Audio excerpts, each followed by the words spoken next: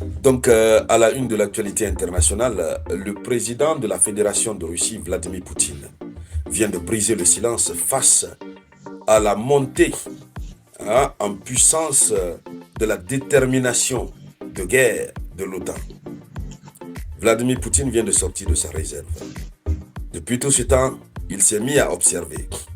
Il a observé les gens de l'OTAN qui ont fait des déclarations par-ci, par-là. Ouais, il faut augmenter les dépenses militaires, il faut augmenter par-ci, il faut augmenter par-là. Mais ce n'était que de simples déclarations sur les médias.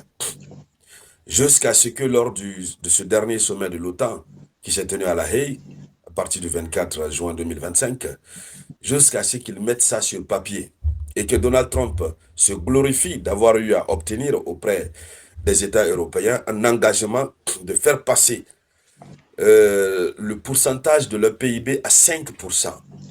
5% du PIB doit être consacré à la défense. Imaginez que c'est trop, hein?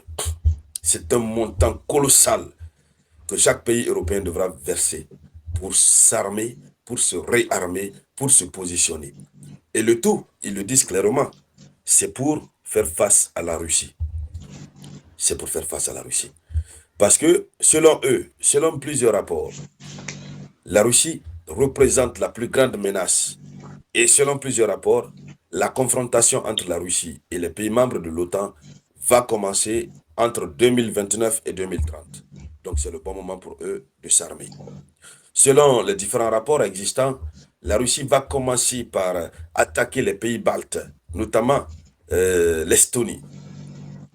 Ensuite, il va s'attaquer à la Pologne et les autres vont suivre.